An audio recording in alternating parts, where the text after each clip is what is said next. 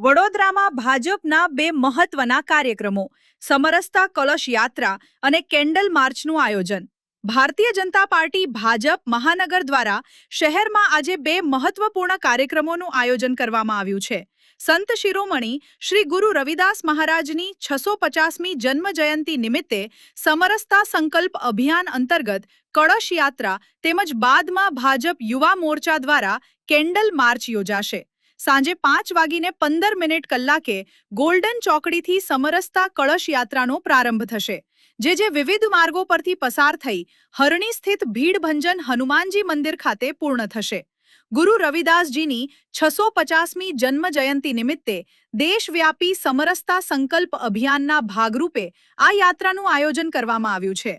સમાજમાં સમરસતા, એકતા અને સામાજિક સૌહાર્દનો સંદેશ પહોંચાડવાનો આ કાર્યક્રમનો મુખ્ય હેતુ હોવાનું ભાજપ દ્વારા જણાવાયું છે। ત્યારબાદ સાંજે 6:45 કલાકે ભીડભંજન હનુમાનજી મંદિરથી ભાજપ યુવા મોરચા દ્વારા કેન્ડલ માર્ચનું આયોજન કરવામાં આવ્યું છે। વંદે માતરમ ગીતના અપમાનના આક્ષેપને લઈને આ કાર્યક્રમ યોજાઈ રહ્યો હોવાનું આયોજકો દ્વારા જણાવાયું છે।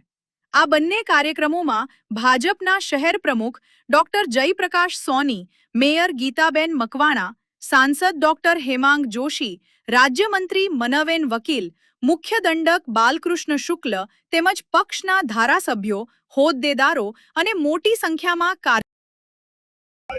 સંત શિરોમણી શ્રી રવિદાસજી મહારાજની 650મી જન્મ જયંતિનું આ વર્ષ છે। એ વર્ષ દરમિયાન અનેકવિધ કાર્યક્રમો આયોજિત કરવામાં આવ્યા છે।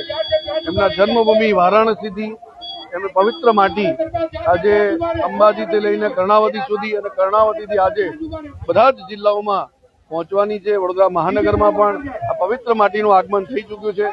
ભવ્ય સ્વાગત સંતો, મહંતો, સાધુ સંતો, આચાર્યો, ધારાસભ્યશ્રી, સૌ પદાધિકારી, સંગઠનના સૌ કાર્યકર્તાઓ સૌએ આ માટીનું પૂજન અર્ચન કર્યું છે। આ પવિત્ર માટી આજે પદયાત્રાના સ્વરૂપમાં હરણી ભીડભંજન હનુમાન ખાતે આનો કળશની સ્થાપના થશે। આવતીકાલે સૌ વોર્ડ વાઇઝ પણ આ પ્રમાણે જન્મભૂમિની માટીનું વિતરણ થશે। ત્યારબાદ એ કળશ પણ સોસાયટી નીચે બધા ઘરો સુધી પહોંચે, એમના જીવનનો સંદેશ જે હતો મુખ્ય સામાજિક સમરસતાનો, એકજૂટતાનો, એ સંદેશો ઘર ઘર સુધી પહોંચે એ પ્રકારનો એક પ્રયત્ન એમના આ જન્મ જયંતિ વર્ષ દરમિયાન ભારતીય જનતા પાર્ટી અનેકવિધ કાર્યક્રમોના માધ્યમથી આયોજન કર્યું છે। આજે ભવ્ય પદયાત્રા અહીંયા ગોલ્ડન ચોકડીથી હરણી ભીડભંજન હનુમાન મંદિર સુધી થવા જઈ રહી છે। હજારોની સંખ્યામાં કાર્યકર્તા અને નાગરિકો, ધર્માચાર્યો, સંતો સૌ જોડાયા છે। આપ સૌ જોઈ શકે છે મોટી સંખ્યામાં સ્વાગત કર્યું છે। ત્યારબાદ હવે આ કળશનું સ્થાપન ભીડભંજન હનુમાન મંદિર ખાતે થશે। આજે જ્યારે આખા દેશમાં સંત રવિદાસજીના 650મી જન્મજયંતિની ઉજવણી થઈ રહી છે, ત્યારે ગુજરાત રાજ્યના તમામ જિલ્લાઓમાં કળશ યાત્રા નીકળી છે અને આજે વડોદરા ખાતે અમારા અમદાવાદ કમલમથી બધાને જે કળશ આપેલા હતા એમાં વડોદરા મહાનગરને જે કળશ આપેલું તેની કળશ યાત્રા હમણાં નીકળી છે। પાર્ટીના તમામ નેતાઓ અને સંગઠનના કાર્યકર્તાઓ અને સાથે સાથે નાગરિકો પણ ખૂબ મોટી સંખ્યામાં જોડાયા છે। સંતો પુત્રો પણ જોડાયેલા છે। આપણે બધા જ જાણીએ છીએ કે સંત રવિદાસ એક એવા સંત થયા હતા કે જેમને અસ્પૃશ્યતાનો ભાવ છોડીને સામાજિક સમરસતા માટે મને લાગે છે સૌથી પહેલું કામ આખા દેશમાં કોઈએ કર્યું, સંત રવિદાસજીએ કર્યું અને ત્યારબાદના લગભગ બધા જ સંતોએ એને અનુકરણ કર્યું।